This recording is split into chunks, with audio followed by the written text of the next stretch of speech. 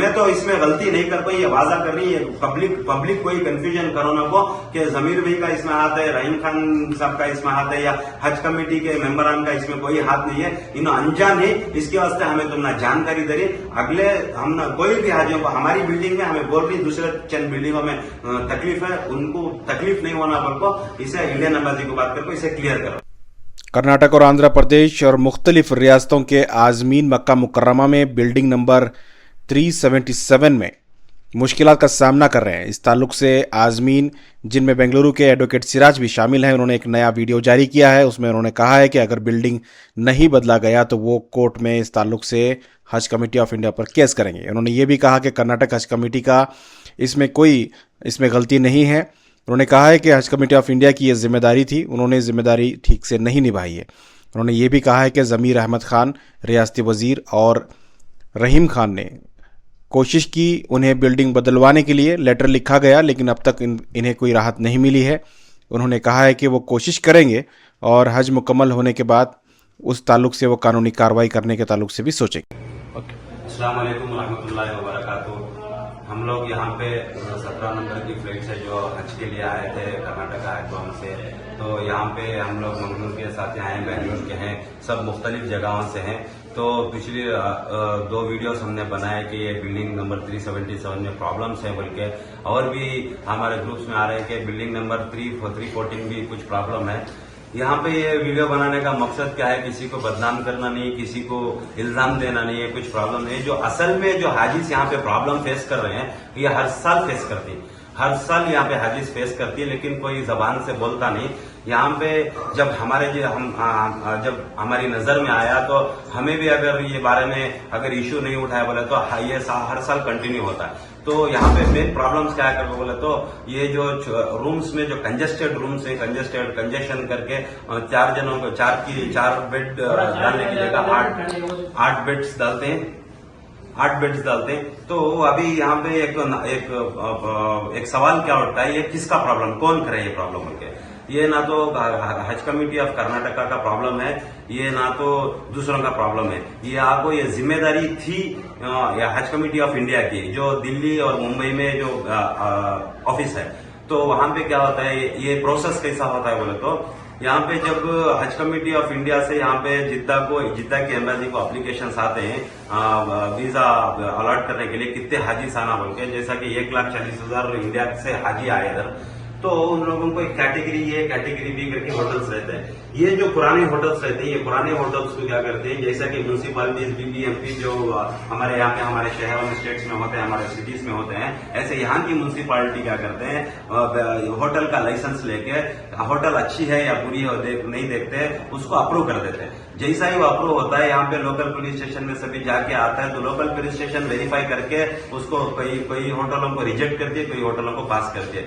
जब ये application Indian embassy को जाता है जिद्दा में, वो इंडियन एम्बेसी में हमारे लोग इंडियंस हमारे लोगों की ये जिम्मेदारी होती है कि हर होटल को विजिट करें, हर होटल को विजिट करके उसको इंस्पेक्शन करें कि ये होटल रहने के लायक है या नहीं। बोलो ये होटल अगर रहने के लायक नहीं तो उसको रिजेक्ट करना, होटल रहने की लायक है बोले तो उसको पास करना। ऐसे सारे होटल्स के एप्लीकेशन जो जाते हैं तो बिना इंस्पेक्शन के ब्लाइंडली आंख बनकर उसको पास कर देते हैं। ऐसे हालात में क्या होता है, बहुत सारे होटल्स होते हैं, किसी को खराब होटल मिलती है, किसी को अच्छी होटल मिलती है। ये जिम्मेदारी कर्नाटक का हज कमेटी की नहीं है, करनी है जिम्मेदारी हज कमेटी ऑफ इंडिया की है। जो मुंबई के जिम्मेदारान जो सीईओ हैं, जो हज कमेटी ऑफ इंडिया के जो सीईओ है, मेन सीईओ है, उनके, और ये मिनिस्ट्री ऑफ एक्सटर्नल अफेयर्स और मिनिस्ट्री ऑफ माइनॉरिटी अफेयर्स की जिम्मेदारी होती है। तो ये जिम्मेदारी उन्होंने नहीं निभाया। अभी हमें कर्नाटक हज कमेटी से बोलना क्या चाहते हैं, जैसे कि इसमें जमीर भाई हो, नसीर साहब हो, या टीपू भाई हो, या कोई भी हज कमेटी के जिम्मेदार हो, ये कोई जिम्मेदार नहीं, लेकिन इनकी जिम्मेदारी थी कि इंस्पेक्शन करें क्या चल रहा है, कि हमारी हाजी जाते हैं तो ये सही जगह पे रहते हैं क्या करो। तो हर साल ये होता है कि कोई जबान खोल को बोलता नहीं। तो अगले हमें ये चाहते हैं कि आइंदा से हम लोगों को, हाजियों को जो प्रॉब्लम हो रहा है, जो उम्र दराज आदमियों को जो लिफ्ट का प्रॉब्लम है, खाने पे वो जो ये पाकी सफाई का प्रॉब्लम है, पानी का प्रॉब्लम है, ये कंजेस्शन का प्रॉब्लम है, छोटे छोटे रूमों में ज्यादा आदमियों को डालने का प्रॉब्लम है, ऐसे आइंदा अगर कोई भी अगले साल में जो हाजियों को भेजना है तो यहाँ के जिम्मेदारों को जिम्मेदारी थे कि होटल्स को इंस्पेक्शन करें, इंस्पेक्शन करके उसके बाद में अलॉटमेंट करें। तो हम लोग ये सब बोलना चाहते हैं कि हमारे यहाँ पे जो वीडियो गए थे, इसके बाद में यहाँ पे थोड़े इंप्रूवमेंट्स आए कि बाकी सफाई भी हो रही है और लिफ्ट भी रेडी हुआ है, थोड़ा पानी भी आ रहा है, एसी भी आए, लेकिन इससे हमें तसल्ली में नहीं। क्यों बोले तो जो उम्र दराज आदमी आई उनको बहुत वाक़ा हो गया रूम की कंजेस्शन की वजह से। तो हमें ये आजिजाना दरख्वास्त करती है हज कमेटी ऑफ इंडिया से और कर्नाटक हज कमेटी सी के कर्नाटक हज कमेटी ये हमारे वीडियो को हज कमेटी ऑफ इंडिया तक भेजे और हज कमेटी से यहाँ से इंडियन एम्बेसी जो जिद्दा में वहां तक भेजे, जो हमारे इंडियंस हैं, जो जिम्मेदार हैं, उन तक ये भेजे कि हमको कम से कम ये रूम, ये पूरी बिल्डिंग बदलाए। अगर कम से कम नहीं हो सका तो हमें नौजवान ही हमें तो हज करने का मतलब क्या है, तो मुशक्कतों से हज किया तो छमना कबूल होता। सो जरे आदमी क्या बोलती, पुराने जमाने में घोड़ों पे, ऊंटों पे हज करते थे, वो टाइम पर भी 500,000 में हज हो जाता। अभी 3.5 लाख देखो हज करिए। सो जब सब कुछ फैसिलिटी है तो जरूरत नहीं है कि हमें चल को हज करना, घोड़े को आना, चल को आना करके बोला को। जब हमें अच्छी तरह से फैसिलिटी है, ये 3.5 लाख को 4 स्टार 3 स्टार होटल भी मिल गया, ये 3.5 लाख में बेहतरीन होटल भी मिल गया, ये 3.5 लाख में पुराने के हमको कम से कम ये रूम, ये पूरी बिल्डिंग बदलाए। अगर कम से कम नहीं हो सका तो हमें नौजवान ही हमें तो हज करने का मतलब क्या है, तो मुशक्कतों से हज किया तो छमना कबूल होता। सो जरे आदमी क्या बोलती, पुराने जमाने में घोड़ों पे, ऊंटों पे हज करते थे, वो टाइम पर भी 500,000 में हज हो जाता। अभी 3.5 लाख देखो हज करिए। सो जब सब कुछ फैसिलिटी है तो जरूरत नहीं है कि हमें चल को हज करना, घोड़े को आना, चल को आना करके बोला को। जब हमें अच्छी तरह से फैसिलिटी है, ये 3.5 लाख को 4 स्टार 3 स्टार होटल भी मिल गया, ये 3.5 लाख में बेहतरीन होटल भी मिल गया, ये 3.5 लाख में पुराने खंडेर जैसे होटल भी मिल गए। तो इसमें क्या है, इक्वालिटी नहीं है, इसके अंदर डिस्क्रिमिनेशन हो गया। ये डिस्क्रिमिनेशन जरूरी कोई भी जिम्मेदारी से नहीं डाले। कर्नाटक हज कमेटी वाले हमना जरूरतन हमना डालना बोल को नहीं डाले या इसके अंदर कोई घोटाला कर को नहीं डाले। ये जिम्मेदारी बाखूबी से निभाना चाहिए था हमारे इंडियन एम्बेसी के इंडियंस, हमारे लोग जो जिम्मेदार बना को इंडियन एम्बेसी में डिप्यूट किए गए हैं। तो हमारी आजिजाना दरखास्त यह है कि कम से कम हमारे नौजवानों को नहीं तो बुजुर्गों को, जो औरतें हैं, जो बूढ़ियां हैं, जो बहुत तकलीफ है, जो नहीं रह सकते, कम से कम आधी से ज्यादा होटल को तो कम से कम खाली कराए, नहीं तो पूरी की पूरी होटल को खाली कराए। तो और जितना भी है बाकी सफाई कर ले, कुछ भी कर ले, ये कराए। अगर तुम लोगों जिम्मेदारी लेके ये 1.5 लाख हाजियां जो इंडिया से आए हैं उसमें से किसी की जबान खुली है, किसी की नहीं खुली है, तो कोई परेशान है, कोई खुशहाल है। अगर तुम्हें नहीं करा, ये तुम्हारी जिम्मेदारी बनती है, तो क़यामत में अल्लाह के पास भी पकड़े जाती।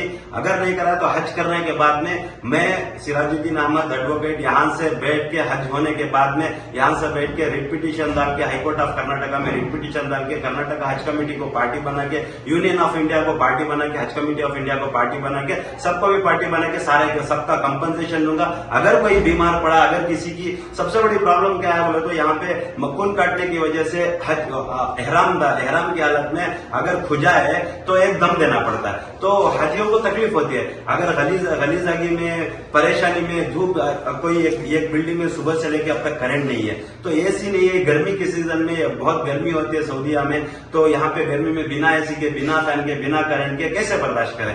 तो इस हालत में यहाँ के हालात जो हमें तुमने खबरदार कर रही, यह खबर को तुम्हें यहाँ तक पहुंचा को इसे सुधारने की कोशिश करो।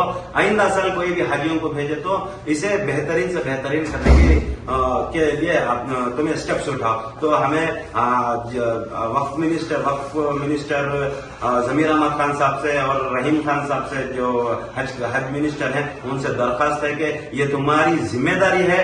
अब तक जो ये तुम्हारी गलती नहीं है, तुम्हें अनजानों को आंख बंद कर को भरोसा कर को इंडियन एम्बेसी वालों के ऊपर हमने भेज डाला है, इसमें तुम्हारी कोई गलती नहीं है। अच्छे से अच्छा खला को पिला को अच्छे से अच्छा हज भवन से हमने रुखसत कर डाला है। अब यहाँ जो तकलीफ है, 1 महीना रहना है, ये तकलीफ को आसान कैसा करे, इसे सॉर्ट आउट कैसा करे, ये तुम्हारे जरिए से, तुम्हारी मिनिस्ट्री के जरिए से, तुम्हारे लेटरों के जरिए जरिए से तुम्हें हज कमेटी ऑफ इंडिया को भेज को यहाँ के 2 दिन के अंदर ये सॉल्व करो। अगर नहीं करेगा तो इंशाल्लाह सुम्मा इंशाल्लाह ये हमें दुआ भी करते हैं। अगर नहीं करे बोले तो इंशाल्लाह हाईकोर्ट ऑफ कर्नाटका में एक रिट पिटीशन डाल को कंपनसेशन के वास्ते क्लेम कर रही, उसमें हज कमेटी ऑफ इंडिया भी, हज कमेटी ऑफ कर्नाटका भी पार्टी बनाना पड़ता, यूनियन ऑफ इंडिया को भी पार्टी बनाना पड़ता। तो हम लोगों की तरफ से आजिजाना दरखास्त है, हमारे बीजेड जमीर अहमद खान साहब हो या रहीम खान साहब हो, हम लोगों की तरफ से आजिजाना दरखास्त है कि आप लोग इसे स्टेप उठाए। जिम्मेदारी तो हो रही है तो आप लोग भी काम कर रहे हैं। मैंने लेटर भी हमको पहुंचा है कि कर्नाटका हज कमेटी से मुंबई दिल्ली को हज कमेटी ऑफ इंडिया को लेटर भी भेजे बिल्डिंग चेंज कराने के लिए, लेकिन कोई इंप्रूवमेंट्स नहीं हुए, कोई चेंज का कुछ हुआ नहीं है।